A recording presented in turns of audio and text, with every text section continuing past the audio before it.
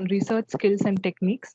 The title of today's talk is Scientist. Wow, how do I start my research and perish by Dr. Mallikarjunaiah, KJ, Assistant Professor, MS Ramaya, University of Applied Sciences, Bangalore. I now request Aishwarya H to introduce the speaker.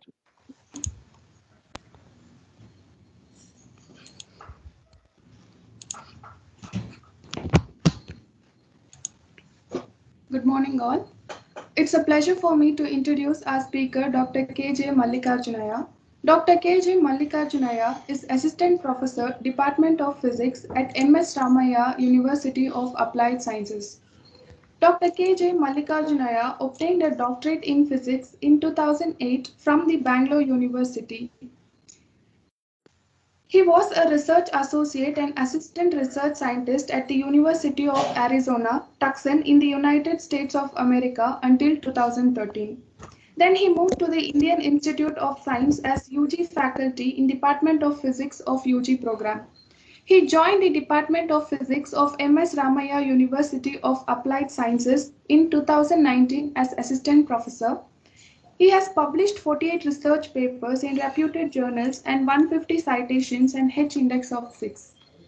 And he received NMRS Travel Award 2007 to present research paper in conference held at Russia. Sir is the expertise in solid state NMR technique and lipid membrane biophysics.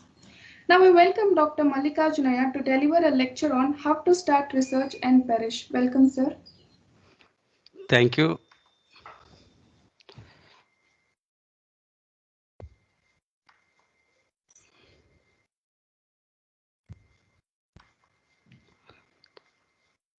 I hope my PPT is visible and I am audible to everyone. Yes, sir. Okay. Good morning to everyone and thank you for the organizers for inviting me to deliver this presentation or share my thoughts on this topic. And once again, good morning to all the participants. Okay, today my topic, as you have seen, the title of my topic is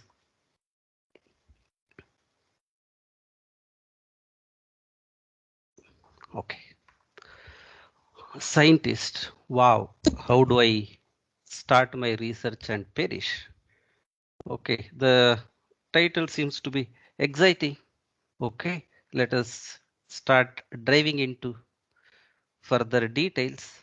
And if there is any technical backlog or any issue, please remind me because I am seeing only the PPTs. I am not seeing what is happening and how I am looking at as well myself. Okay, in this particular topic, the general outline of the entire topic is I would get started with a qualitative definition of a scientist. Okay, and in this my entire talk, I would like to go as semi-quantitative talk because yesterday you had two talks, one on research methodology and how to write paper, and other one is based on one of the techniques, SEM. Okay, here I would like to, 1 minute.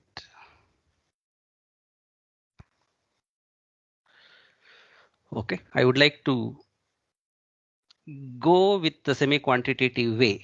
Okay, and eventually I will be talking about, try to give a glimpse of what do you mean by research, and then how do we really get started with research, and to give that introduction to how do I get started for young buddies, then I'll try to give some glimpse of my research area and how and in what way I got through that.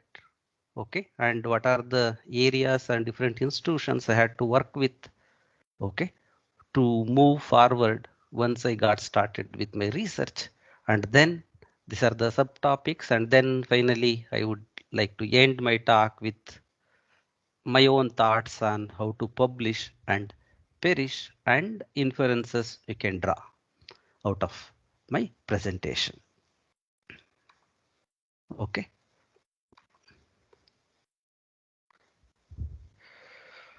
Okay, what is a scientist? The moment somebody talks about who is scientist, okay, what characteristics one should have to call him as a scientist, the general understanding is that who a person who thinks and explains and invents new things, that person we call it as a scientist. My, as I told you that my this entire presentation is semi quantitative in nature, try to give in layman's perspective rather than a research methodology perspective as we teach as a research methodology course. Okay, and then all what comes to our mind, that can we call all our mothers as scientists? For me, not this. I think most of us recognize this particular picture. This is the prize given for the people who excel in their own research work. Okay, to authenticate their contribution to the understanding of knowledge. Okay, this prize is awarded. But I would get started with our own mothers. Why are we not calling our parents or our mother just to experiment? Because she will be experimenting on many things. Why can't I call my mother as a scientist? Because she will be experimenting with different aspects and different types of food variation. She is doing it. But why we are not calling her as a scientist? And why we are not recognize her as a scientist? The answer is again in simple minded approach, because she does not know she has to publish whatever the recipes she has made and whatever the new inventions she has made. And once, since she has not published any work, automatically she cannot perish and she cannot become famous. Okay, therefore, to become famous, what do we know? We only know that famous guys who are sitting here. Okay, it is around 1920s and 30s. This is one of the major conference where all these pioneers were sitting together, and it is the rare photo. Okay, and it is not possible in these days also to have most of these scientists to bring them together at one particular place. Okay, what do we know about that is, if anybody wants to become scientist like this, okay, we need to have special characteristics and we need to work towards that goal, and people should recognize that. Therefore, we have to follow a certain set of protocols to become famous as a scientist. Okay, now within our Indian context, if I want to consider, okay, why I want to become a scientist, and all of you would have seen that, or you would have heard about that, one of the major institutions present in our Bangalore is Indian Institute of Science, okay, IASC. Now, the moment I throw this message in the previous slide that, okay, why do you want to become scientist? And immediately we come to know that, okay, scientist from IASC has given this opinion, okay, on this particular topic, okay, to improve our, mostly we hear about our socio-economic related concepts, or on those topics we hear about scientists from ISC shared his opinion on how to control the traffic system in Bangalore and how to protect our environment. These are quite obvious to the mankind. Therefore, we hear about that. And also whenever we talk to some people who are in the classroom, then we talk about real scientists, or I mean scientists in the other basic sciences, where they are trying to find, or they are spending their valuable time in rediscovering certain major aspects of physics, chemistry, mathematics, or any engineering sciences. Okay, if you are planning to join IASC, okay, I just wanted to give you a glimpse of that. What are the things you should know? If not, I heard that, okay, most of you are research scholars and faculty members. Okay, some of the MSc students, I was told that some of the MSc students would also be involved. Okay, this sort of a chart is applicable to everyone. Okay, there are several levels of entry to this great institution, Indian Institute of Science. I'm just giving one of in the IASC as one of the examples because what we know at this stage is a scientist means okay, one of the major dedicated research institution. Okay, one of the first level, the earliest level of entering IASC to study before you become a scientist is a BS, Bachelor of Science by Research. Okay, if you want to become student of IASC for Bachelor of Science program, that they call it as undergraduate program. Okay, you need to clear. Okay, one of the major criteria is you need to clear this Kishore Vaignanik Protsahan Yojana. It is funded by DST and it gives scholarship for the students who qualify, and top few students will be admitted to BS program at IASC. And it is just for the information, for the sake of for the faculty members also.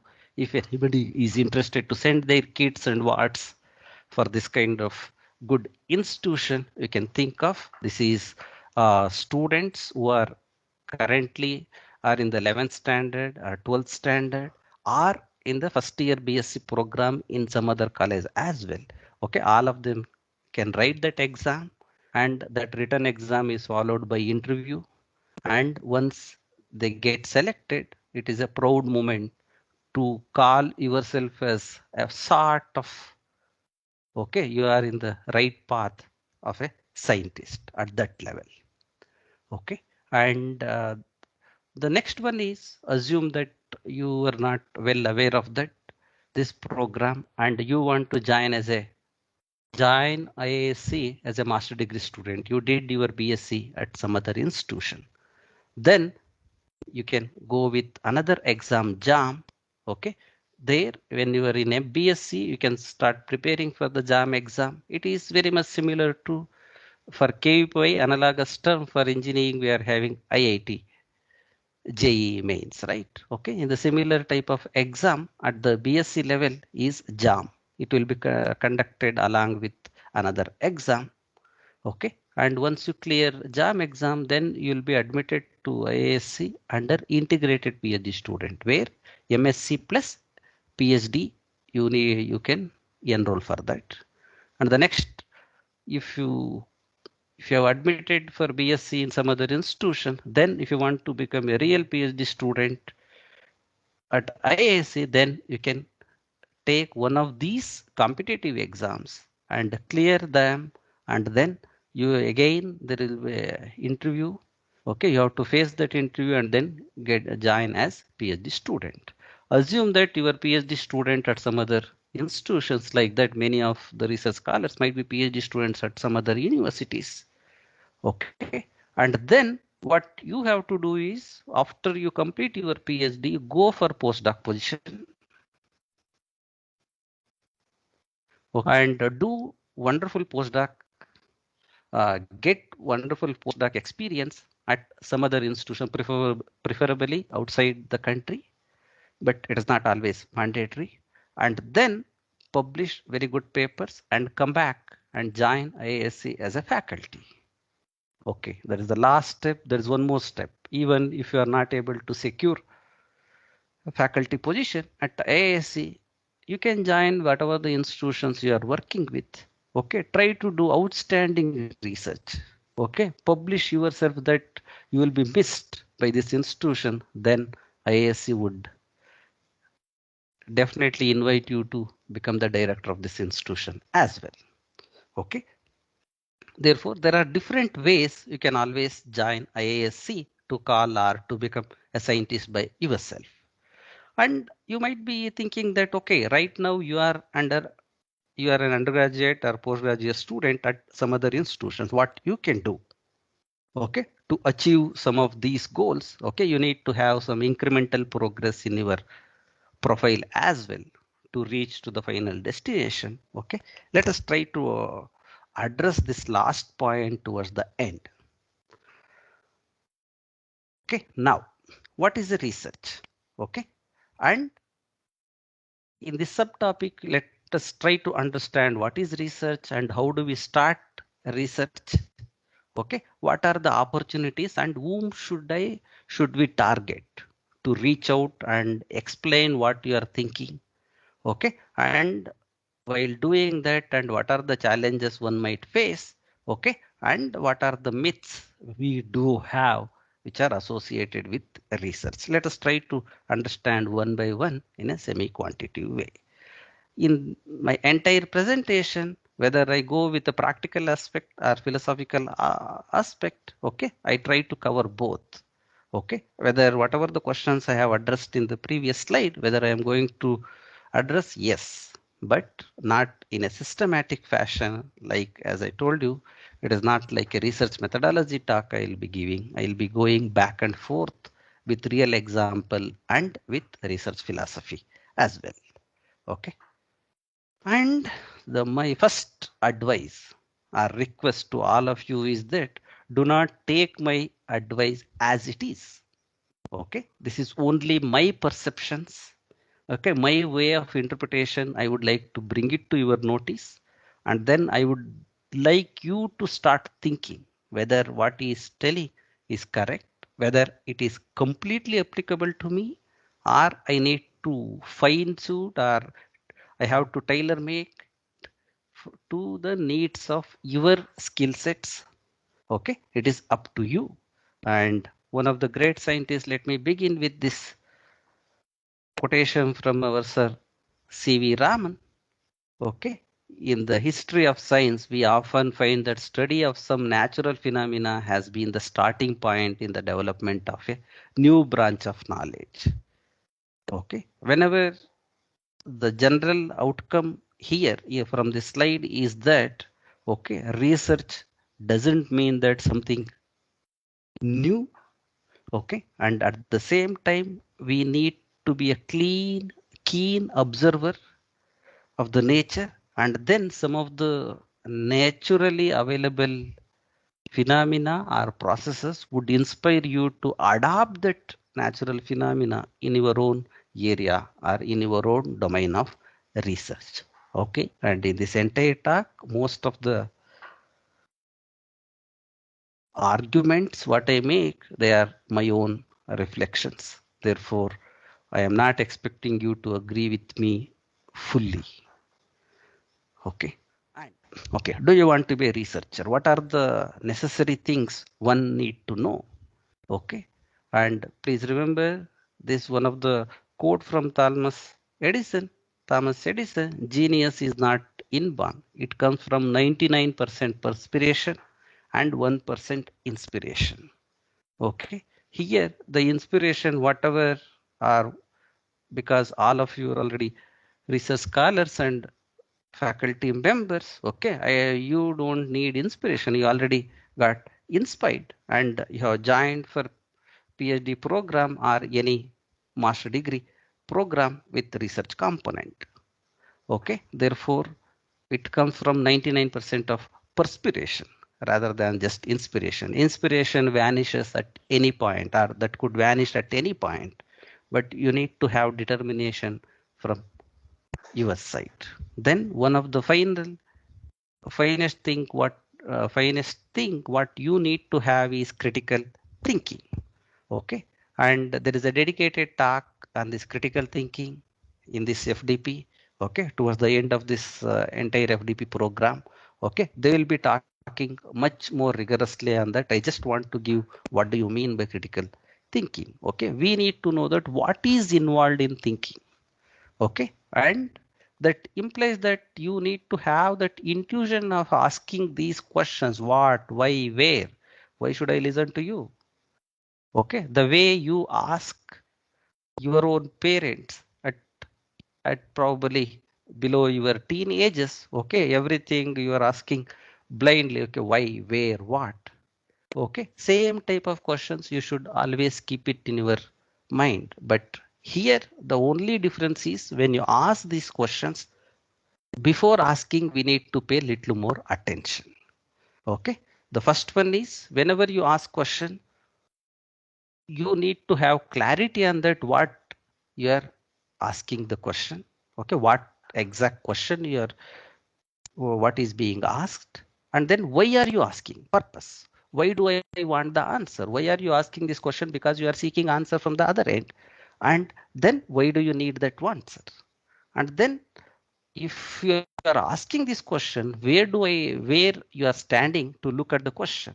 Okay, this is little involved. Okay, I'll just leave it as it is. And then information. Once I have that information, I need to know that what data do I have.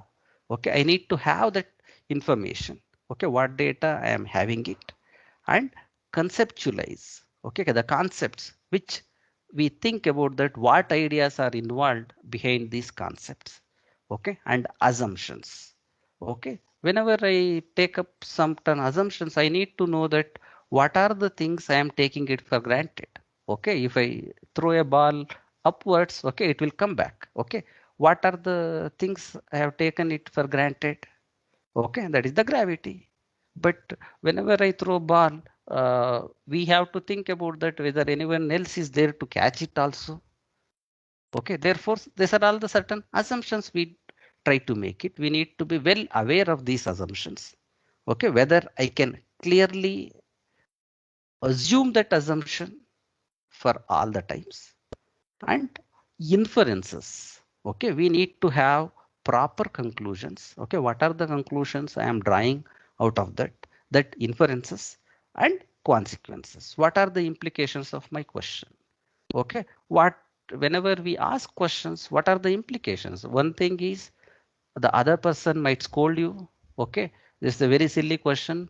Please let me tell you that there is no silly question. Okay, there is no single silly question.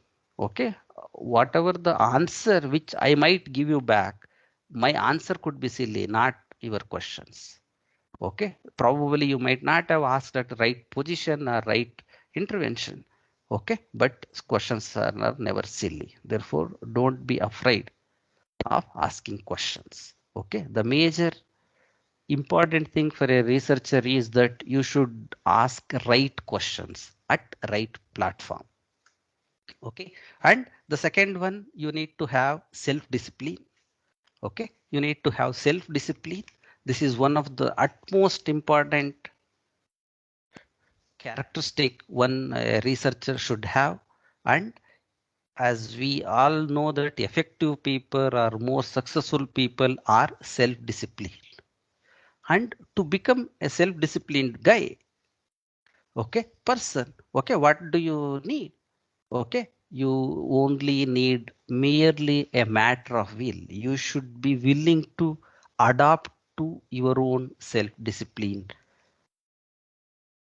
Okay, you should be ready to adapt to the disciplines what you have listed out, and deciding what is that one wants to do. Okay, once you have your own set of rules, okay, you have to decide on that what really you need to follow, and then the immediate thing what you need is you should start doing it. You should not wait for, okay, I will wait for this one. Once my this work is done, after that I will get started with standard set of rules. Okay, it should not be like our resolutions for the new year or so. Okay, that this self discipline should start from the beginning itself. And we we have to pay little attention toward that what are the factors which are very vital in achieving self discipline. To have that Excuse me, self sir. discipline, yes ma'am. Sir, actually, there means we are getting the feedback that the voice is low. So can you please increase the volume, sir, in Oh, your is it? laptop or computer? Yes, sir. Yes, sir. Okay, is my voice clear now, or shall No, I no, sir. talk No, no, sir. little? Actually, the voice is clear only, but Ah, they are from them. Their side, they are telling that it is low. oh, it is low. Okay, Yes, sir. I will try to, I think, okay, Deepak, I will sir. try. Just a minute, sir. I will just ask Deepak, sir. Deepak, sir. Yes, yes. Sir, can we increase the volume from our side? No, madam, we don't have any control on that. Sir has to increase and the listener has to increase their volume Okay, No, sir. there So, in but their system. all of you are facing this problem.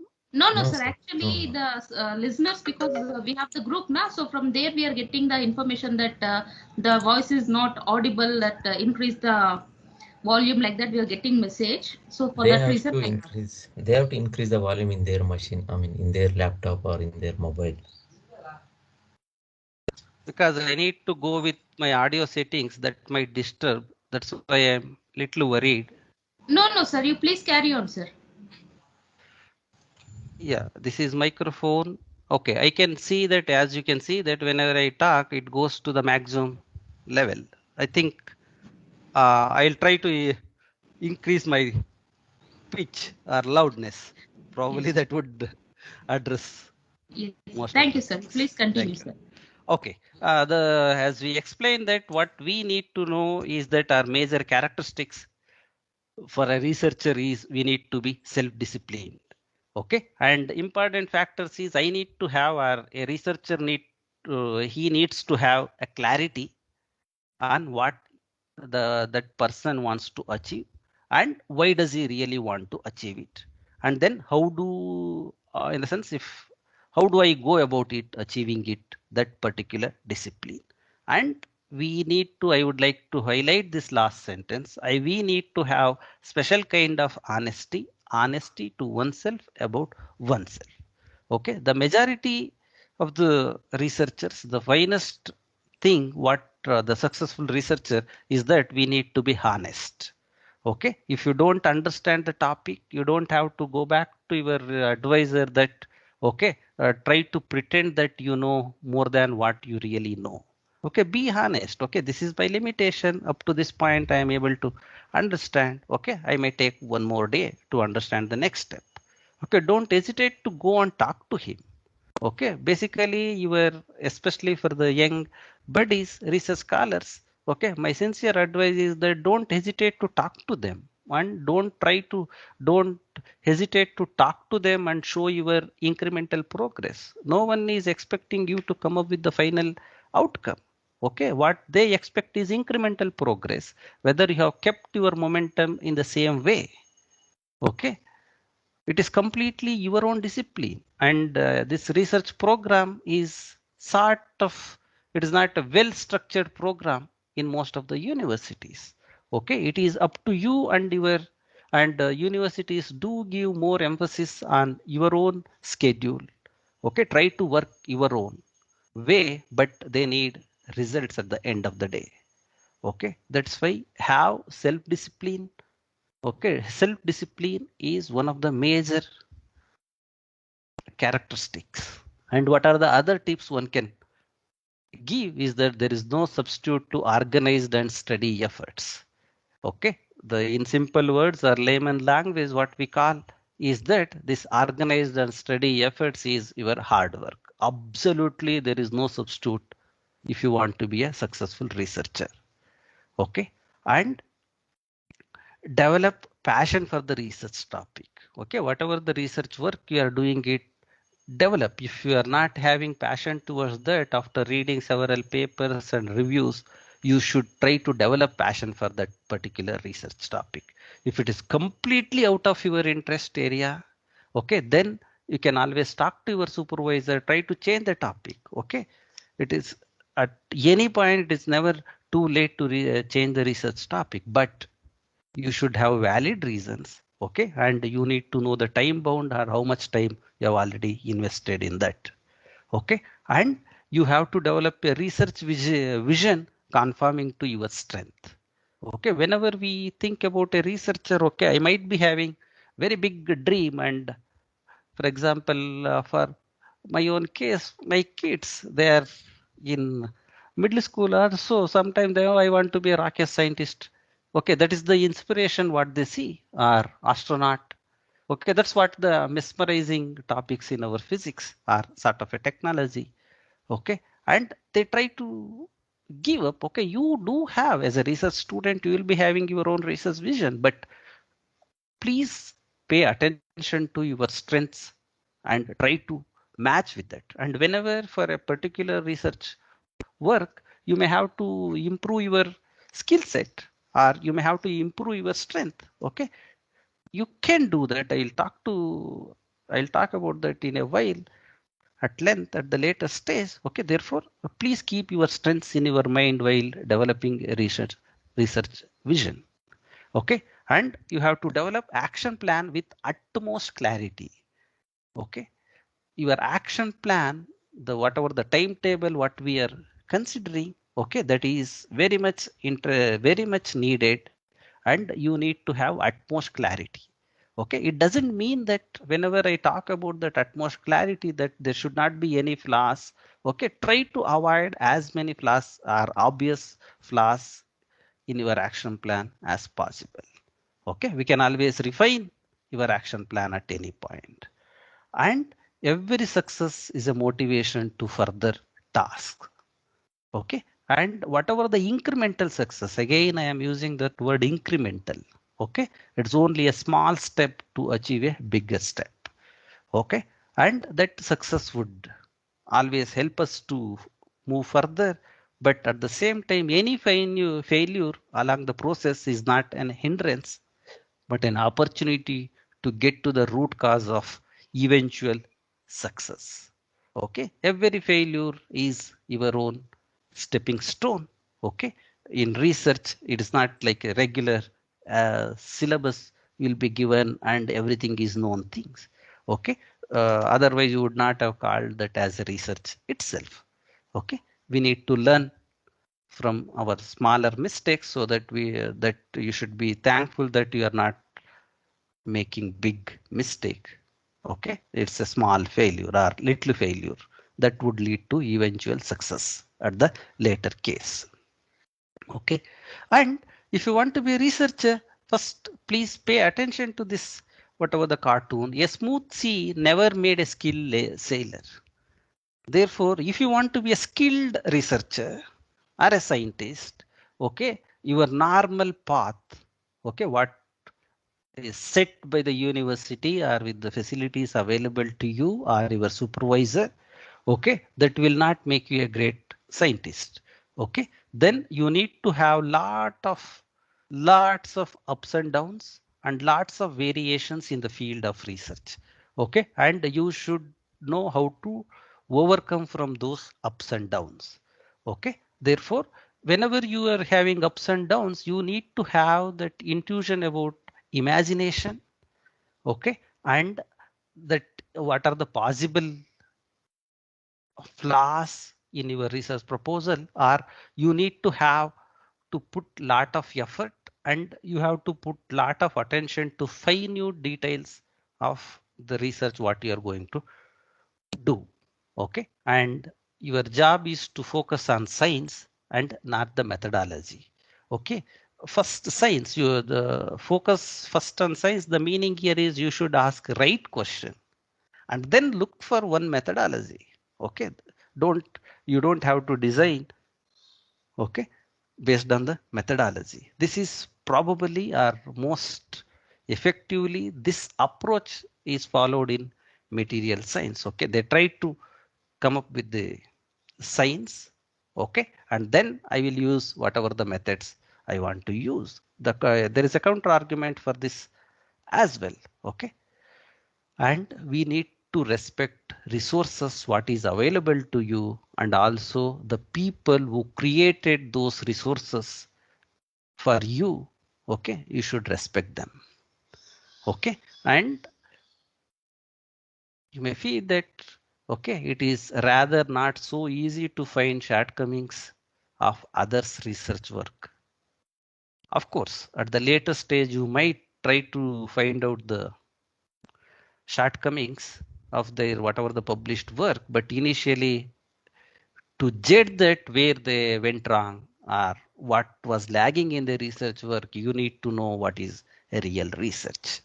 Okay, therefore to come up to that level people would have worked hard. Okay, and once you come to that level you will understand what are the difficulties you would face. Okay, now just to have a broad 1 or 2 slides and philosophy of research. Research is neither a first step nor a last step, but is always a next step. Okay, that next step will take you to the final destination, and as such, it is not the last step. Okay, there is another person similar to you. Okay, will come and take it further. And research informs us and improves our understanding. And improvement is through details. Okay, inquisitiveness, disappearing fear, and affinity to the knowledge. Okay, whenever we do some more work, the way people have understood our current pandemic situation, COVID, okay, that helps us to understand even better.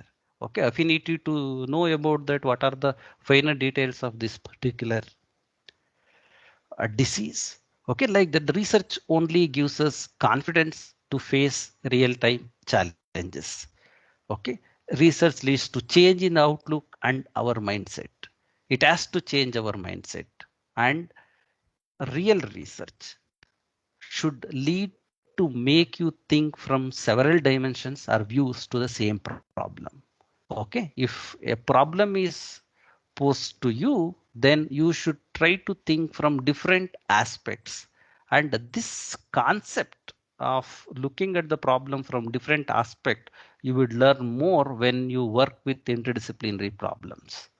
Okay, and when you have collaborators from multi-disciplines, and then the way they look into that particular problem, you will understand it. For example, same philosophy of research probably in the entire FDP, you would be listening about the philosophy of research from different experts, okay, from different dimensions. The way they look at the same problem, same philosophy of research is different from the way I look into that. Same thing is applicable to most of our real-time problems as well. Okay, and how do we structure the research? As it has been already discussed at length, and it is going to be discussed again. Okay, we have to begin with the broad questions, narrow down and focusing, and we have to focus on the highly narrow down questions. And once we narrow down the questions, okay, let us try to analyze the focused arena and then generalize the results using broad testing methodology. Okay, once we have focused our entire thought process, okay, generalize what are the possible results we get it, and use broad testing methodology, okay, to analyze the results. And once you have this chosen, choose a broad area of literature survey. Once you have these possible results, then you come back to the literature survey. Okay, and again in the literature survey, initially you will be reading several papers, and again you narrow down, focus on highly narrowed down questions. Okay, again you have to decrease, or you have to narrow it down to a particular question, and then same phenomena comes back. And what you are going to do here is subject the results obtained to a wide testing and analysis. Okay, whatever the results you got it, you go for analysis. Okay,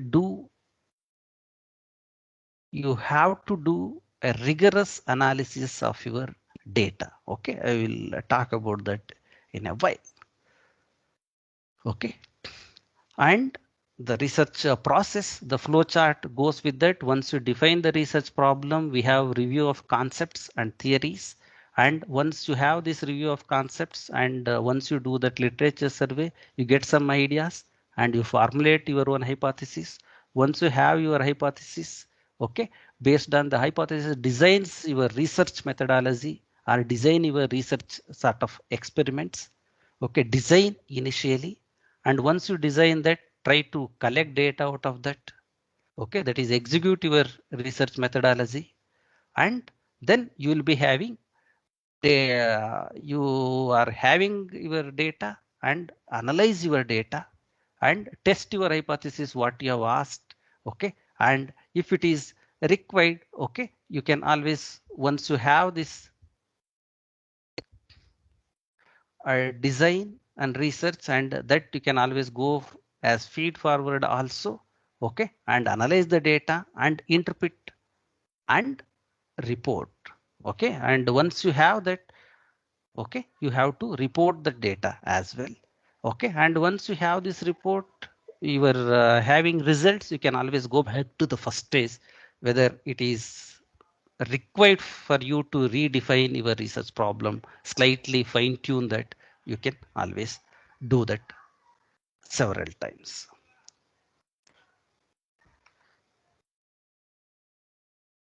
Okay, now definition of research process. Okay, it is the objectives is you have to formulate the objectives, survey of past research work, okay, through study of the current state of research topic, and you have to propose methods and techniques to be used for your research problem, and you need to have clear understanding of the research study, and you need to have technical knowledge about possible reasons why the proposed research study is better over the literature which is already available in the literature is available for everybody, and again whatever the literature available to achieve to the same goal what you are planning to achieve, and highlights of the expected results. Okay, like this we go from one end to the other end, and then once to do all these things you need to have time frame for completion of various tasks. Okay, and that proposed task, please remember that this is last point is equally important. You need to have time frame for various tasks to be completed within that speculated time. Okay, what are the, this is sort of a research proposal. Okay, this concept you would understand. Okay, to become a research scientist or scientist, okay, you need to have this kind, this word you are going to hear several times, research proposal, and it is applicable to all levels of research, whether you are a master degree student or undergraduate student, graduate student, that means that PhD student or a young faculty or a senior faculty, everywhere you need to work on this research proposal. There are different types of research proposals. The first one is statement of purpose, SOP. Mostly this one is applicable for the young buddies who want to join any institution, major institutions, especially abroad. Okay, if you want to join as a PhD student, they will ask you to submit statement of purpose. Okay, that itself is an independent topic. Okay, some other time when we have it, we can always discuss about the statement of purpose. Why are you planning to do research? They will ask you that question. Okay, you cannot just say that I am enthusiastic now. Okay, for this you need to give some your thought process should be in the paper, and they should convey to them, and they should be convinced that why you should be given chance to do research. And you have to have brief summary of what research you are planning to do, that we call it as synopsis. Okay, and then in some places, especially for the research proposals for the funding, whenever you are trying to apply, okay, they will ask you to make or prepare white paper, a flyer or photo album. White paper is like you are going to send them the flyer, okay, or the poster what we have received about this FDP. Okay, that should have synopsis of that.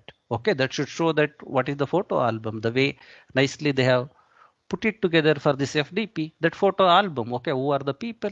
Okay, what topic they are going to talk? Same thing in your research proposal. What are the things you are going to talk? Okay, you have to have that kind of a analogous version of the photo album. Okay, and then you have to submit the complete research proposal. Okay, that is a complete package. It contains all the minor details what you are going to do in that research proposal. Okay, and it is not an easy job. Okay, in your, as you can see it from this one of the memes. Okay, the cool research idea in your head would be that much colorful, but when they ask you to put it in words or on the paper, then it looks so abstract. Okay, it is hard for any other person who is reviewing, okay, to look at that what is there in your mind. Therefore it is utmost important for you to give much more details in the bottom figure. Okay, it is not just sufficient to have those ideas in your brain. Okay, you have to put it, you have to transfer from top figure to the bottom figure. Okay, to convince the other end of the guy that okay, you are really thinking aloud. Okay, and you should be given chance. Okay, and this is statement of purpose. Usually the topics, okay, some of the research methodology people would, the experts would talk about it further in this FDP. Let me not get into that. Okay, and my common points or what I need to really address here is that what are the key points to be a research scholar, for a research scholar to be a scientist, to become a scientist. Okay, you have to maintain research diary. Okay, this is utmost important for you to maintain the research diary and frame your timetable. Okay, and set your targets and let the time be time t. Okay, it is sort of a derivation in our physics. Okay, you have to set your time for individual smaller targets. Okay, and set your target, let the time be time t is sufficient according to you to complete the task. But eventually you would realize that you may have to multiply the time by pi. Okay, always it takes, this is the standard quote from one of the professors in the US. Okay, always your estimated time should be multiplied by pi to make it make it a reality. Okay, therefore, well plan well ahead and monitor your progress. Okay, as a research scholar, okay, you have to monitor your progress and be in constant touch with your supervisors. Okay, and no matter how much you have progressed till that point. Okay, that is the key point, because if you are updating them, if you are updating your progress to your supervisor, at least they will tell you that where else you might have thought that okay, that's an easy job, but they would be knowing that because they would have already gone through this procedure. Okay, they would be knowing that which portion takes more time and how to reduce your time. Okay, they will try to help you. Okay, it is not only supervisors, your thesis supervisors and also hierarchies in the universities. They do constant reviews for that purpose, to make you feel good, and also if any valid and very much needed suggestion is required, okay, then only they can give. You cannot keep on thinking forever that okay, my progress is not sufficient. No. Okay, any incremental progress you have done it, you start discussing with them, then they will try to guide you how to take it forward. And among all these things, you have to remember that your time is more precious. Okay, you have to value that. Okay, if you start thinking that okay, how much time I am taking it, I am not telling you you should become nervous when time passes, when you join, after you join for the PhD. But pay attention, remember that your time is also more precious. You could have done it better. You would realize it once you leave. It is sort of a big bus. Okay, once you leave that place, you start feeling that I could have done it better. In the same way, whenever you have a review, okay, you would understand that, oh, this kind of work, I could have finished it in a little time, or I would have understood it better. Okay, and then let me take another 5 minutes just to talk about that what is the work, and to frame your research problems, how it is important with my own experience. Let me try to put it together. Okay, how to begin your research.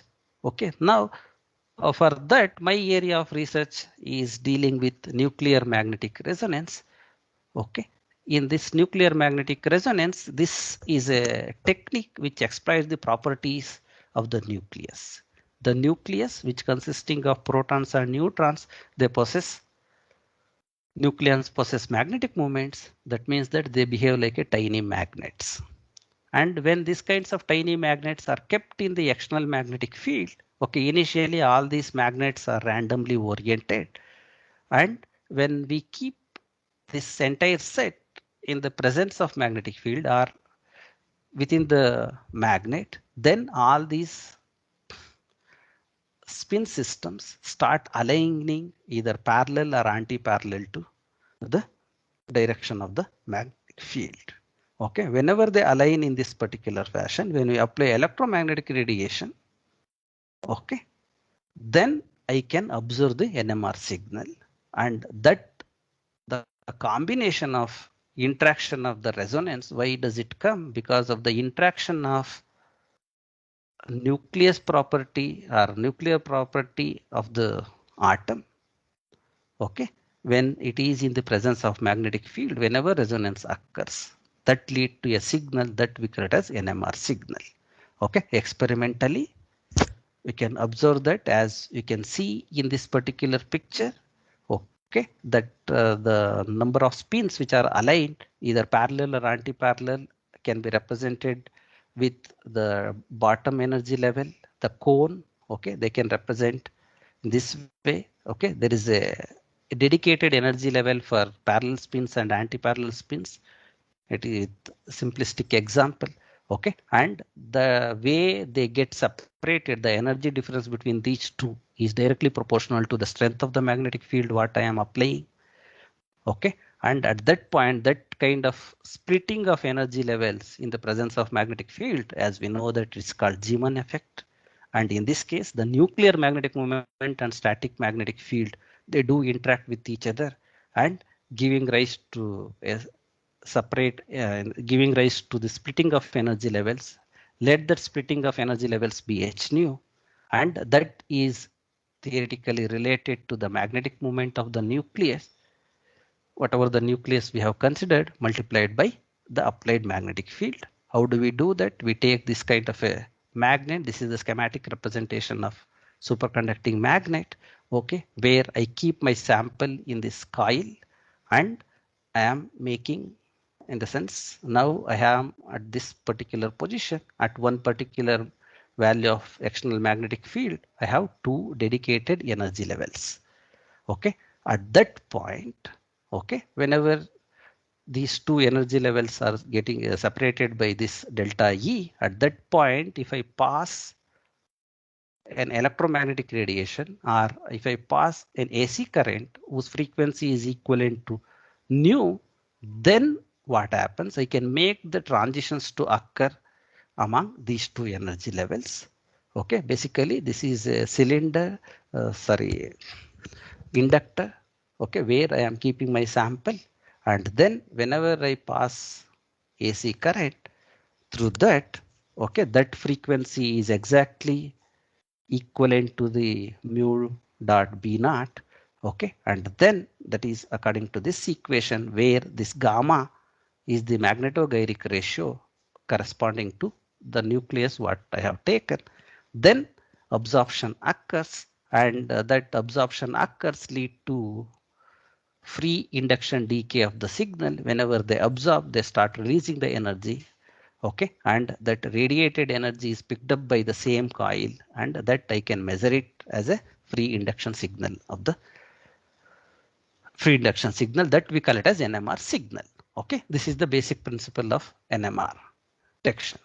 But once we know that, okay, I have understood what is a fundamental principle of NMR, but when you jump, that is, once your research idea is there where you need to work, once you jump into the literature survey, you will start seeing that this NMR has been used in all possible sort of most of the possible areas of research, starting from agriculture to medicine, hospital, functional MR, imaging, okay, in airport detections, okay, for explosives, okay, and in NMR microscopy, food technology, material science, structural biology, structural chemistry, forensic science, physics, and soil sciences. Therefore, once I have chosen a particular method to begin with, then I am seeing that lot of literature available. Okay, then you have to narrow it down. How come you can make use of this particular research or particular methodology for your own research? Okay, as you can see that whatever the things we have shown these pictures here, this is the area where my research, our research field and our collaborators are working on that. Okay, and what is more familiar to everybody is that MRI scanning. Okay, the basic principle of MRI scanning is nuclear magnetic resonance. Okay, the water content in the body, that hydrogen present in the water, which is also present in our body. Okay, that is the one which gives us MRI signal.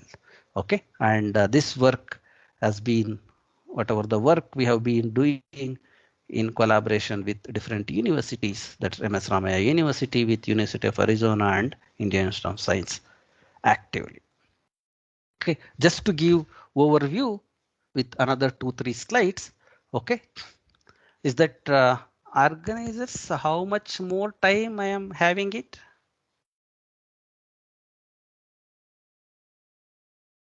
Hello. Yes, sir. How much time? Another 20 minutes I can take? Um, just, just a minute, sir. Ah. Sunita ma'am. Sir, I think you can proceed, sir. No problem. Okay. Okay. Thank you. Okay. Here again, as we have seen that nuclear magnetic resonance, when we narrow it down, though you get that what is the method you need to do. Okay. We have different subsections in this NMR. One is solution state NMR, solid state NMR, and MRI imaging. And the fundamental differences among these two subtopics is that from solution state NMR, when the given sample is in the solution state, okay, I can get the structure of the given compound, okay, and what are the terminologies used in that particular topic is chemical shift, and most often the solution NMR is used by chemists.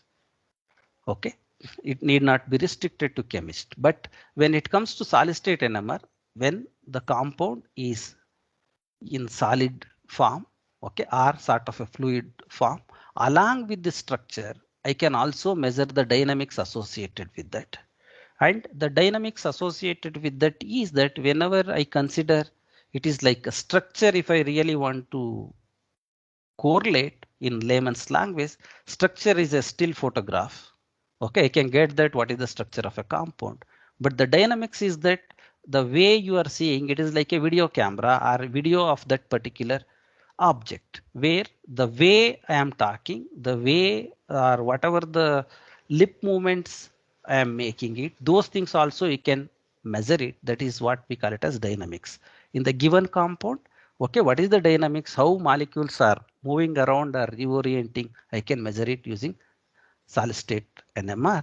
Then whenever motion is happening, there is a relaxation time associated with that. Okay, and those relaxation rates are connected to the spectral density. Okay, and how it gets modified in your spectral density. And here, this particular topic is very much well, in the sense, well used by physicists. In biologies, okay, MRI imaging, magnetic resonance imaging, and there they also try to use the dynamics property very well, where they use some contrast and then try to see the photograph change with respect to the contrast. From that they get inferences about that where exactly something would have gone bad. As you know that MRI imaging is not a it is only a diagnosing tool. Okay, it is not a curing tool. Okay, and whenever if your research problem is restricted, if you are a material scientist and biophysical chemist, then you are narrowing it down your research area into solid state NMR. Okay, at least in my particular case. Okay, and then whether I can do NMR for all the nuclei? No, I cannot do. There are certain exemptions. Okay, whenever we are having nucleus with even mass and even charge, okay, they do not give any NMR signal. One is carbon, oxygen 16, okay, they are NMR inactive. In other cases, I can detect the NMR. I am not getting into much more details. And there is another paradigm. Okay, to do this kind of hardcore NMR, we need lot more investment. As I told you in the beginning, Okay, to observe NMR, I need another magnetic field. I have to apply. That we call it as conventional NMR. And this magnetic field is applied externally in the conventional method and can be performed for all NMR active nuclei, and NMR frequency is defined by this relation. It directly depends on the strength of the external magnetic field. But there is another domain where it is called as internal field nuclear magnetic resonance. I no need to apply external magnetic moment, external magnet to observe NMR signal. And to do that or to observe this internal field, what is the limitation is that I need to have my materials should be magnetic samples. Okay, they should be magnetic in nature, and then whenever it is magnetic materials, I think most of the material scientists are there in this group. Okay, they use these different types of ferromagnetic samples. Okay, and here what is the limitation here is whatever the operating frequency of your NMR spectrometer or the observation where you are going to do, that completely depends on what type of material you are using it. And the prominent nuclei which have been under study in internal field NMR is iron, cobalt, and nickel, things. Okay. Therefore, we have narrowed it down depending on the availability of resources to you. Okay. Either I can do conventional NMR, and if I do not have, so that most of to have your own dedicated NMR spectrometer, most of our money goes for that magnet. And nowadays we always go with superconducting magnet, then it is a white elephant. We need lot of money to keep it active. Therefore, again, depending on our strengths and our limitations, we narrow it down the same area of research to material science if our area of interest is material science. Okay, and then just to give three versions of the research what has been occurred or what we have been doing in the recent past is that to make this lipid nanomaterials. Okay, okay, I can always come back to this at the later stage. Okay, we can study the structure of this particular unit cell of a lipid membrane, okay, using NMR technique. Okay, and the complete details are given here, and if anybody is interested to know that, I will come back to this point at the later stage. Okay, basically from NMR I can study whatever the unit cell I have shown in this particular picture, what is the cross-sectional area, the area acquired by per one particular set of lipids. I can always measure it from by measuring the NMR spectrum using the methodology what is shown here. Okay, I will try to skip most of the things here. It takes dedicated. I just want you to pay attention towards the pictures what you are looking at. Okay, and whatever the motion which is happening at this particular point, like C10, okay, there is a small CH2 group. Okay, whatever the motion which is occurring here from this particular technique, I can measure how well this motion is occurring, what is the time scale it is occurring. And again, there are different motions which are occurring in this particular system, in this kind of a lipid membrane system.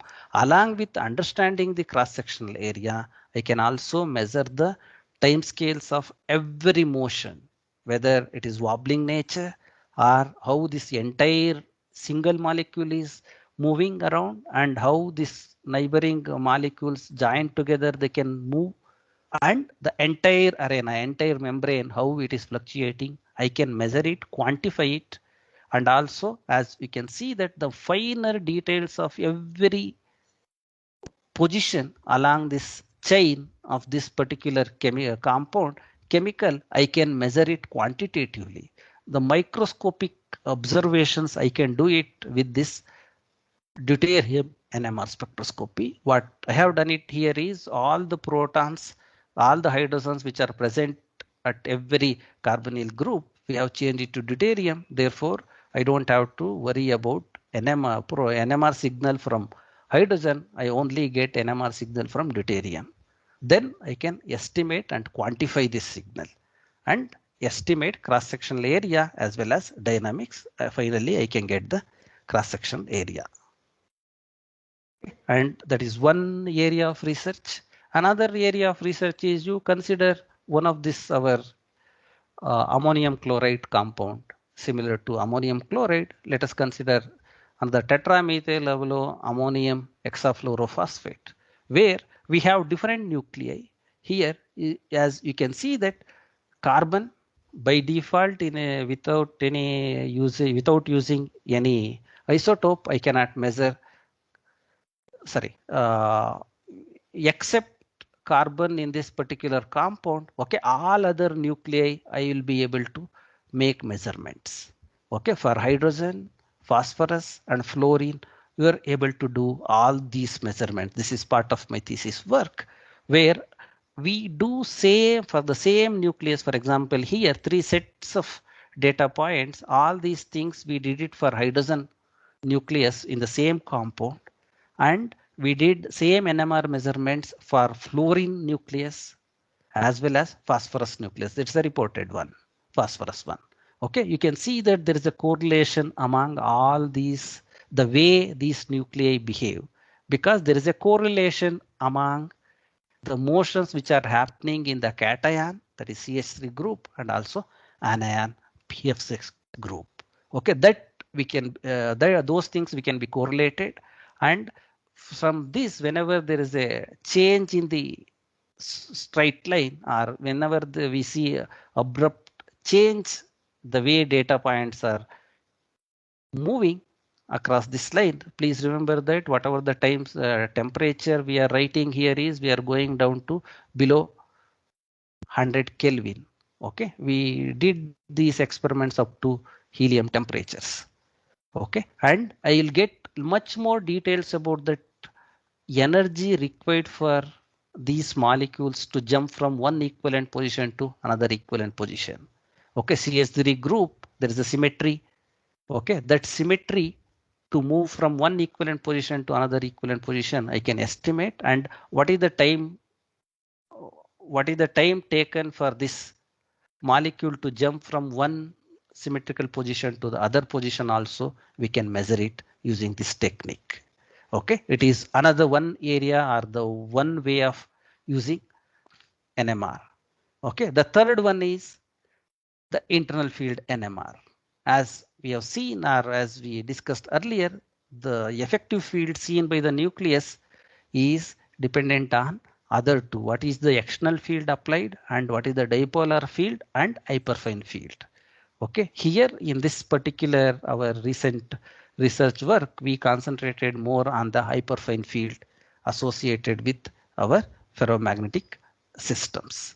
And once we have this ferromagnetic systems, and if we have nuclei of interest as cobalt, nickel or iron, they will be having their own spin quantum numbers, and the corresponding hyperfine field associated with these systems could vary from, as we can see that, okay, the field generated at the site of the nucleus can go up to 21 Tesla. Please remember that 21 Tesla is a huge number. Okay, the best whatever the magnetic field we can just generate using our electromagnet is around 1.5 Tesla. It is hard for us to generate magnetic field, very high magnetic field with electromagnet. That's why we go for superconducting magnet. But at the site of the nucleus, we do have hyperfine field. It can go up to 21 Tesla, and depending on the gyromagnetic ratio of individual nuclei, I can observe NMR signal for nickel systems around 26 to 28 megahertz. For pure iron systems, the magnetic I can observe NMR in 45 to 47 megahertz. And whenever we have alloys of iron, cobalt, or something else, okay, then the operating frequency comes around 200 to 300 megahertz. And whenever we are having manganites, it can go up to 300 to 700 megahertz. Okay, I can do this similar type of NMR experiments for ferromagnetic samples with less investment. Okay, and just to give you outcome of that, if I consider, as you can see that most of our material scientists do recognize this. I am just moving faster here. Inverse panel systems, whenever we consider, okay, there are two sites, okay, the iron can occupy either in the A site or B site, okay, and either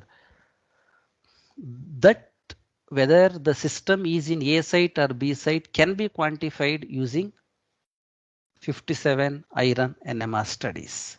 Okay, that as you can see that if I consider pure nickel ferrate, okay, and then I get one NMR signal for one of the sites, okay, and BA, and I get another another signal corresponding to the another site occupied by the iron. Okay, and when I start adding up in the place of nickel, when I started adding cadmium, okay, then that's what this picture indicates, NCF1. When when I decreased nickel by 10% and then I added the cadmium 10%, okay, then signal starts becoming wider and eventually both of these peaks come together and then I get a broad peak. And once I increase about 40% of the cadmium, okay, and then signal vanishes, okay, it is no more NMR active signal. At least with our available equipments we cannot detect it. And the careful analysis of individual data points, okay, and I can always subdivide what are the reasons for these kinds of broadening, how broadening is happening, okay, what are the causes for that, okay, I can give much more the way the cation is getting distributed among these two sites can be quantified very efficiently. Okay, therefore the area under the peaks is proportional to the iron content. Okay, substitution of cadmium results in shifting of iron from A site to B site, which results in decrease in iron content at A site. Okay, like this can be quantified. Okay, now let us come to the last part of my talk. Okay, how do we understood, okay, with my own experience to some extent, how did we narrow it down and how do we take up our own problem depending on the availability and the strength of ourself or whatever the limitations I am having it. Okay, now let us try to understand that how do we perish. Okay, assume that you have done that and you have designed your research problem properly and you want to publish, you want to perish. Okay, you want to become famous. Then what you need to do? You have to develop network, okay, through contacts. How do you develop contacts? Okay, you have to read many papers. Okay, you to get into the mode of making contacts, first you have to read many papers, especially research papers, and practice your writing. As I have shown in the one cartoon that your ideas might be very good, but people what they see is what is there in the black and white. Okay, that paper you have to effectively communicate what you know or what you are thinking. And once you know how to put it into words, okay, published very good papers in quality journals. Okay, and that would bring you honor and positive recognition across the community. And then once you start developing that, okay, attend conferences and workshops, then you start developing networks. Okay, contact people around you or people who are experts in that particular domain of your research. Okay, and meet and greet the experts during those events. Don't hesitate to meet them. Okay, and whenever you go and meet them, it should not be restricted just hi, how are you doing, like that I just want to take the photo. Of course you can do that, but before you talk to real experts who are present during the conference or workshop, please read some work or research work what they have done it.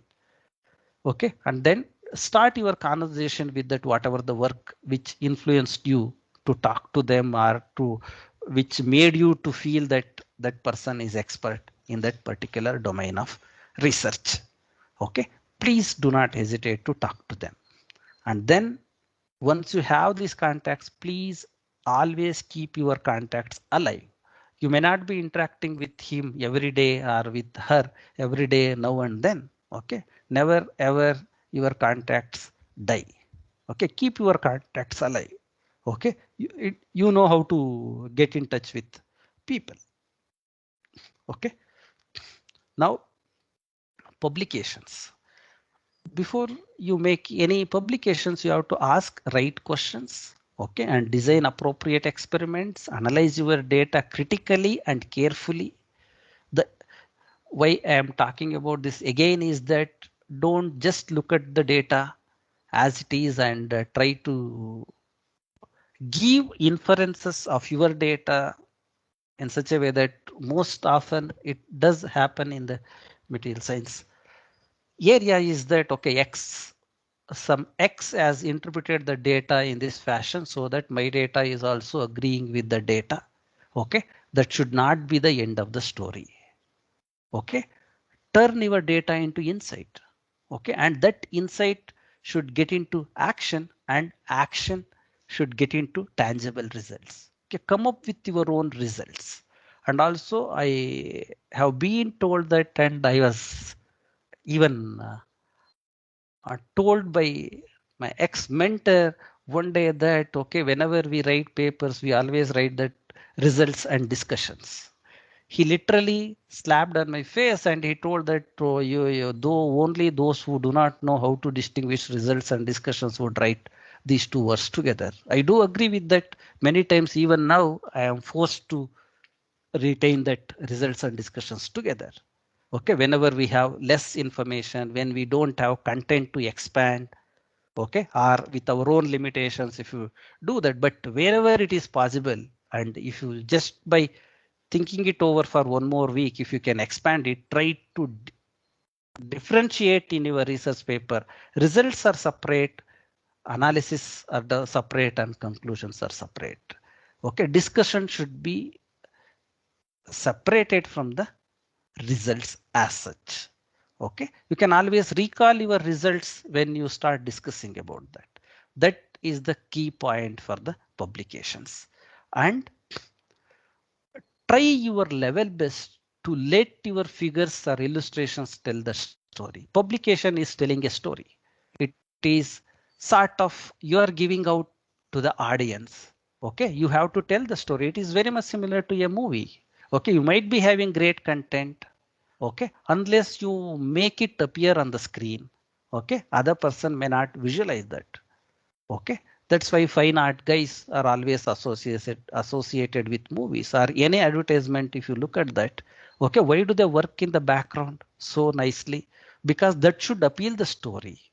Okay, they have to make it a pictorial representation of your thoughts, and you can spend little more time on your figures and illustrations to narrate the story in a systematic way. And you should get inspired by reading the leading scientists' work in your particular domain. Please pay attention to their work and quality of the figures they have published. Okay, and cite their papers in your manuscripts by identifying the relevance to your own work. Okay, and frame your manuscript's title appropriately. Okay, the title should tell the story, and at the same time it should be attractive also. And write proper abstract for any publication what you are going to make or whatever the manuscript you have prepared that. Because once you submit a particular manuscript to the editor of the journal, okay, that journal would contact the reviewer, and most often he would only send your abstract, not your entire manuscript, for his acceptance to review the paper.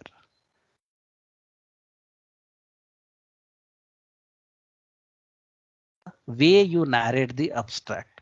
There's a wonderful article in Nature how to write an abstract. Okay, one page. He has clearly given how many sentences you have to write for the introduction, and you talk. You give the overall picture in next sentence, and then narrow it down to your own findings, and then give your own thought process in the next sentence, and then finally come back to the broader question what you have asked. Okay, we can always share that particular article. It's one page sort of model paper. They have published it. It's a wonderful illustrative example how to write an abstract. Please remember that whenever people reject your paper without going through the entire manuscript, most often it is because of the abstract.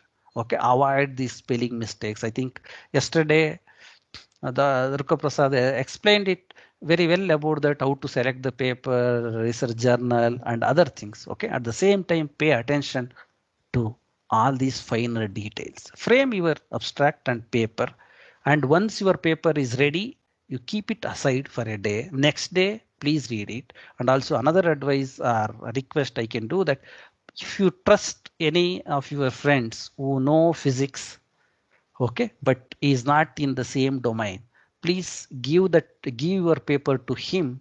Okay, let him understand your paper and try to explain that, and he can figure out the spelling mistakes or obvious mistakes present in your paper.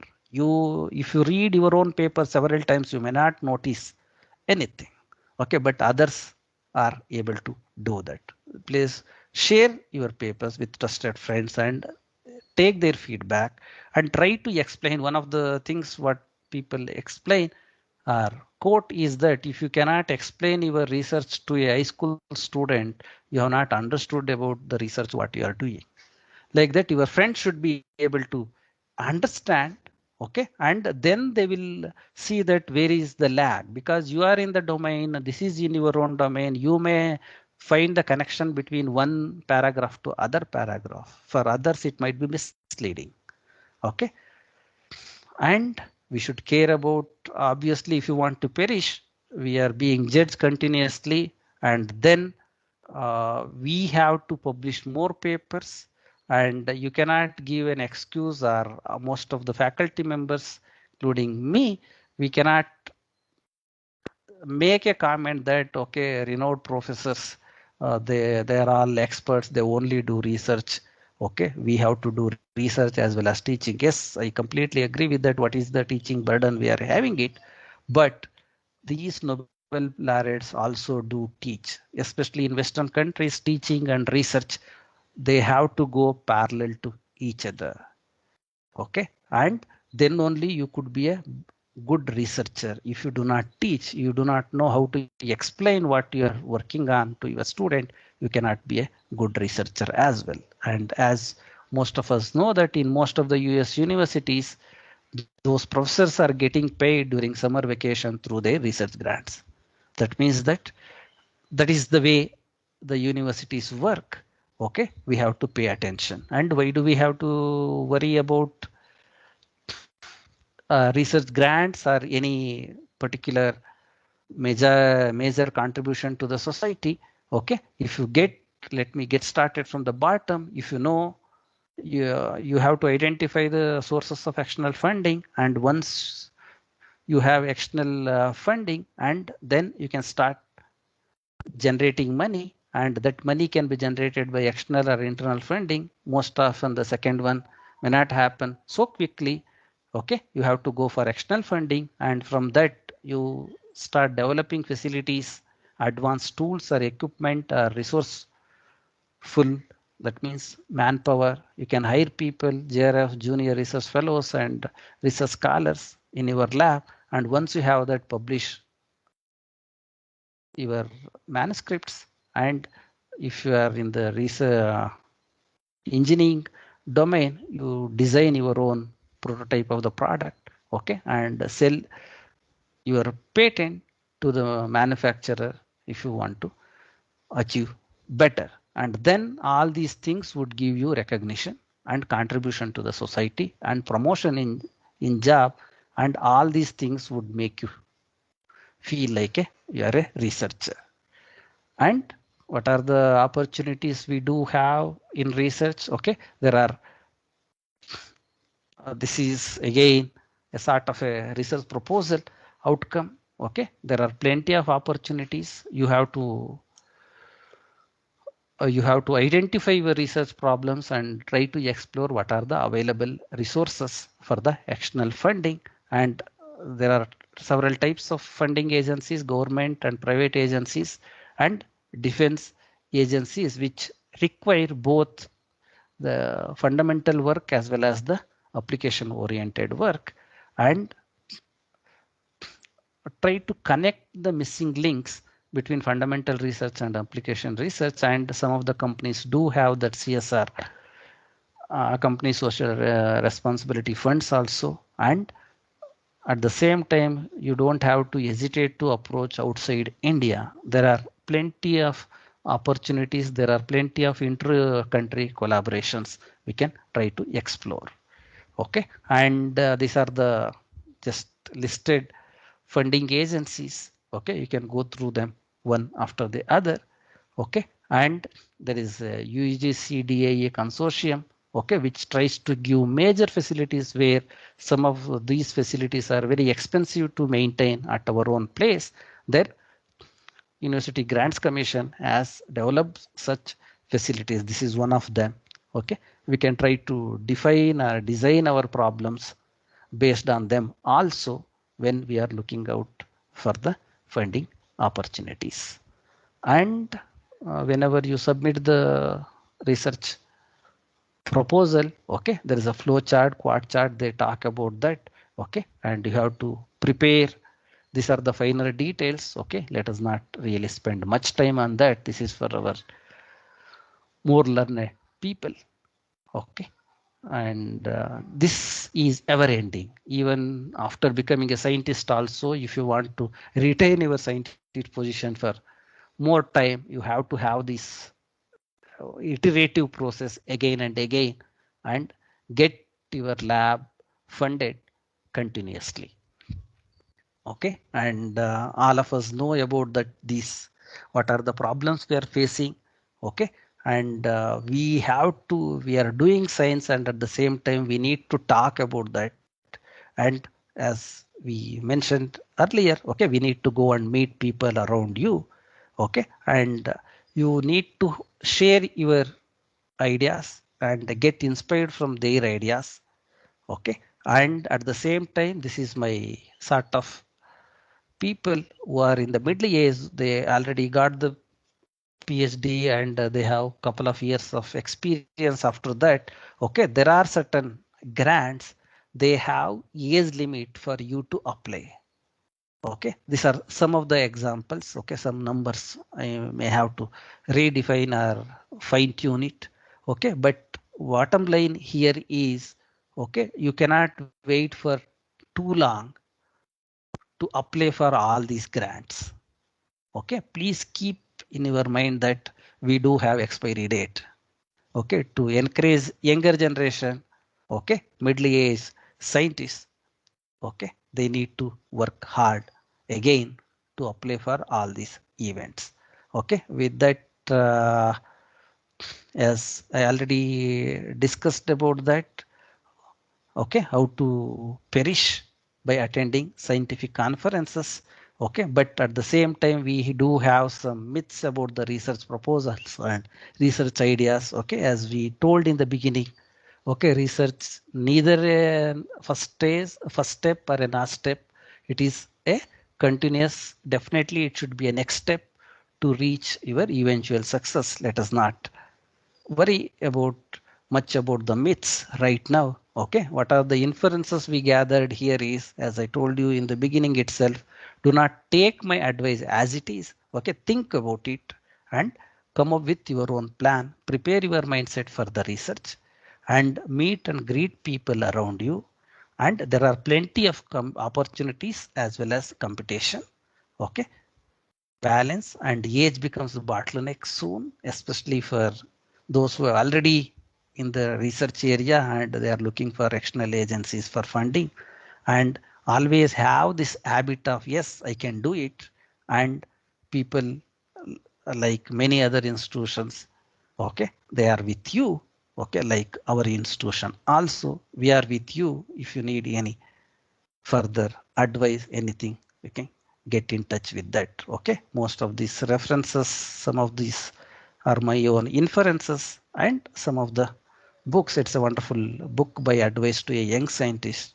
You can always go through this paper. With that, I would like to acknowledge my mentors, not only ex-mentors, or it is like a continuous process. My mentors, they will be mentoring us continuously. Professor K.P. Ramesh from Indian Institute of Science and Professor Ramkrishna Damble from Bangalore University.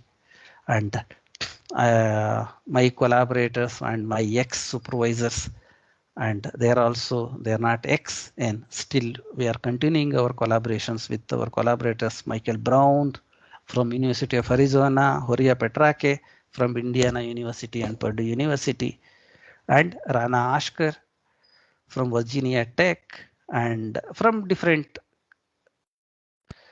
institutions in US. We do have that. At this point, I just want to highlight here, when I was with University of Arizona, there's one guy from Bangalore who was from one of the local universities, from our local colleges. He came to do PhD in University of Arizona in the physics department, and he really worked very well, and now he is the professor in the Purdue University, the famous Purdue University. This one is Indiana University, Purdue University. This is a separate university, and Purdue University itself is a separate university. Okay, that is, any one of you who are in the master degree program or any other guys, young buddies, okay, don't think that to become a scientist you don't have to be super heroes. Okay, you only your consistency. I have seen that guy. Okay, the guy who is faculty in Purdue University now, I have roamed around with him. Whatever the confidence he had it, and how much he was always behind his schedule. Okay, I have literally seen him, and I am happy with those people. Okay, once you are having that determination, and yes, you can do it. When you have it, you can always achieve it. And at the same time, I would like to acknowledge our lab members, our research lab members, Akash, Daniel, and Sushma.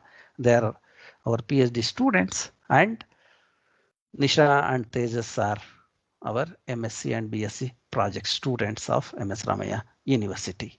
Okay, and some of this work has been published in this book as well. And I would like to thank all the organizers, okay, for the invitation. And I am also thankful to Professor J. Ramkrishna, okay, who is advisor for this FDP, okay, for his support and guidance. Okay, thank you all.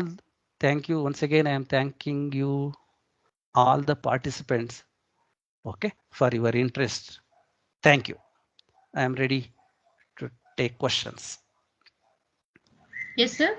Thank you very much, sir, for your session and for the detailed explanation about the initial process to join the IAC, the research approaches, the critical thinking to be a researcher, and the tips, the structure of research, the research process, what and all the types which are being involved to submit the proposals, and also the detailed information about the NMR, conference publications, and also opportunities in the science and engineering.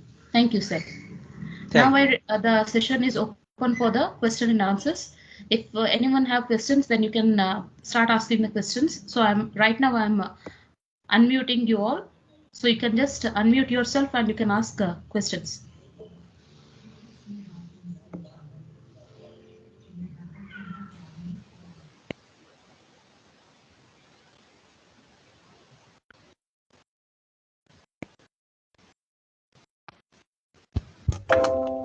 Hello.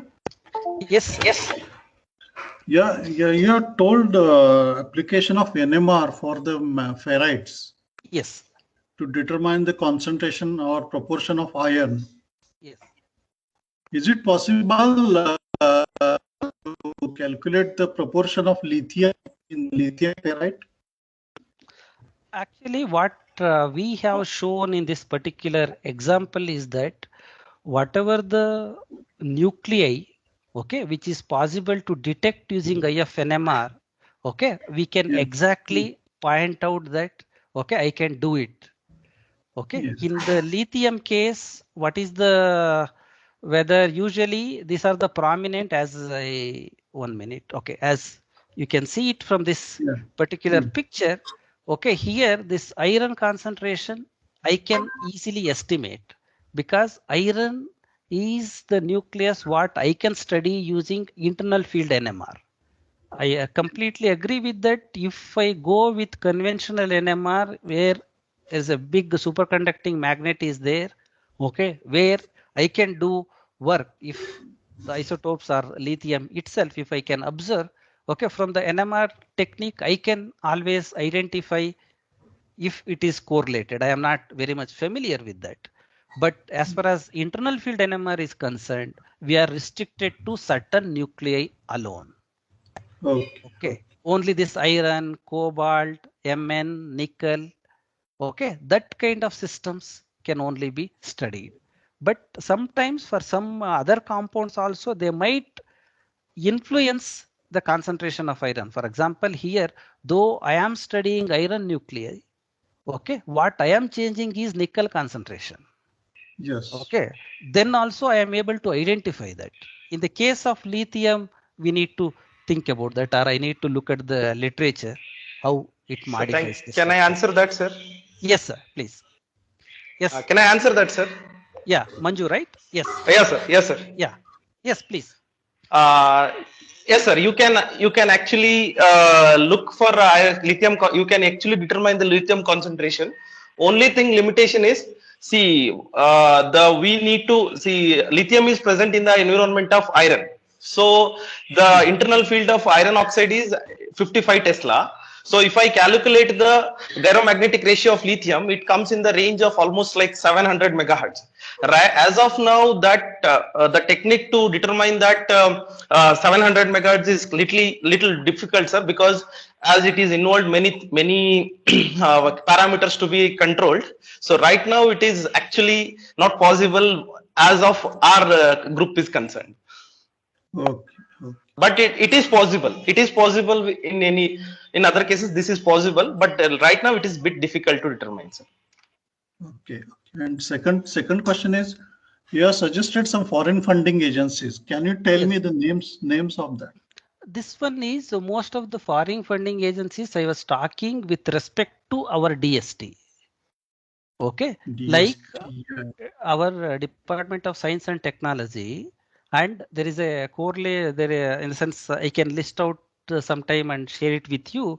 Okay, with Japan, we have a inter collaborative research project. Okay, funding agencies under DST itself. With Russia, we have. Okay, with France, we have. Okay, Indo-US, we have. Okay, where, for example, probably one of the funding, in the sense they have called till this month end or next month, 15th. Okay, there are collaborations. They need 4 people from Indian side and minimum 2 to 3 people from that particular country. They can come up with a solid project. They, your Russian counterparts, for example, what I am talking about, they can submit one proposal and Indian counterparts can submit one proposal jointly to their respective funding agencies, and they evaluate from both sides. Our Indian government will also give fund and Russian government will also give fund for this collaborative work. That kind of, there are Indo-France and Indo-Asian countries. Okay, there are different funding facilities or schemes are available with our Indian agencies themselves. Okay. Sir, can I ask? Am I Yes. audible, sir? Yes. Yes, sir. Okay, I am working on metal oxide. Okay. Can we take the NMR of metal oxide? Yes. Yes, ma'am. Metal oxides means what are the compounds? Can you please specify? There are zinc oxide, then PPO, such type of metal oxide I used. Actually, as we mentioned here, in this, I need this system should be magnetic in nature. Okay, they should be having ferromagnetic samples, and also these are the prominent nuclei what we are showing it here is iron, cobalt, Mn. As we have seen, these are the prominent nuclei if they are present in your systems and the system is magnetic. Okay, definitely we can study. Okay, means for nickel oxide I can do. Yes. Okay, Again, nickel what is what? oxide Okay. and then cobalt oxide. Yes, cobalt ferrates. Okay.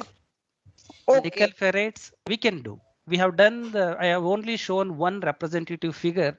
We have a couple of papers with cobalt alone we can do, Okay. and alloys we can study. Okay, with aluminium and all sort of material science work people do with ferrites. Okay, most of them we can do it here. And the major part of this internal field NMR is that this is the only facility available in India. Okay, with our collaborators, and it is not like that you can just send the sample like any other technique you can use it. Okay, they will do it for you. Okay, this is, as you can see, that your entire equipment we have to fine tune for your own sample. Okay, it is not like a regular work. Okay, Yes. okay. Sir, in Maharashtra, where I will do the NMR for these two materials that I told? Can you tell? As I told that, are you talking about internal field NMR or conventional NMR? Internal field, sir. Anyone, I don't know exactly. I think, ma'am, it is better you contact us after this. Okay, we need to know what really you are looking for. Okay, okay, sir. I'm I- Ujjwala Muske. I will contact with you. Your number. Okay, Yeah, that is provided. Okay, Yes. 98 that one. Yes, Okay, sir. What will be the sure. time for contacting, sir? You can contact me after this talk also. Okay, Okay, anytime okay, is okay. okay. Thank you, sir. Thank you. Yes, sir. Thank you very much, sir. Thank you.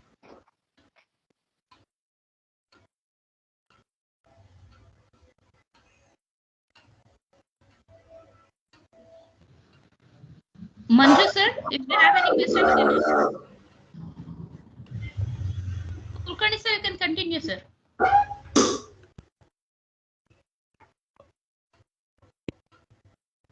Sir, you know, in your very first slide of NMR, you checked whether it should be processes or it should be processes. Oh, it is a precision. Yeah. What it happens. But it is Okay. process, maybe spelling mistake. Okay, probably different processes can be detected was one of that. Otherwise, whenever I talk about the precision, okay, it is processes around the static magnetic field. This Are you is talking about here? third para. It processes. Third para. Say earlier slide. Third para. Okay. Earlier slide. Okay. Okay. Below the equation, sir. Sorry. Yeah. Just below the equation, I think. When this tiny nuclear magnet kept in a magnet, it is process. Process around this is process. It is not process. They process around the like in this cone. They process around the static magnetic field. Yeah. Oh. Okay. Okay. I hope it clarifies. Yeah. Your doubt. It is the process. It processes around the static magnetic field. Basically, a net magnetization due to all these spins. They process around the magnetic field. It is sort of a visual interpretation of this NMR. Okay, classical analogy. And in quantum analogy, we can say go with this h nu. And this MRI is just extension of NMR, no? Yes, it is again NMR of hydrogen. Okay, for hydrogen nucleus, because our body contains more water. Yeah. Okay, and wherever we are having soft tissues in our body, okay, I cannot use highly energetic X-rays to diagnose what has happened, like our brain. Okay, therefore, these are all, I just removed it from this because I concentrated on this research methodology to some extent. That's why in the electromagnetic spectrum, we have seen that X-rays are highly energetic and NMRs come in the opposite direction. They are in the radio frequency range, megahertz. As you can see that there, the defect or whatever they can cause damage to the tissues is extremely less. It is sort of a non-invasive technique. That's why people use it for brain tumor or anything. Okay, they go with NMR. And some cells are dead means they always compare with the living cell. Okay, and then come up with that. Okay, something has gone bad over there. Okay.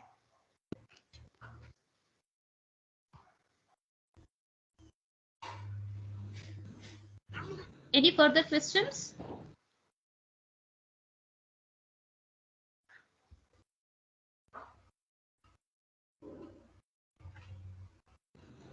If there are no further questions, then we will wind up.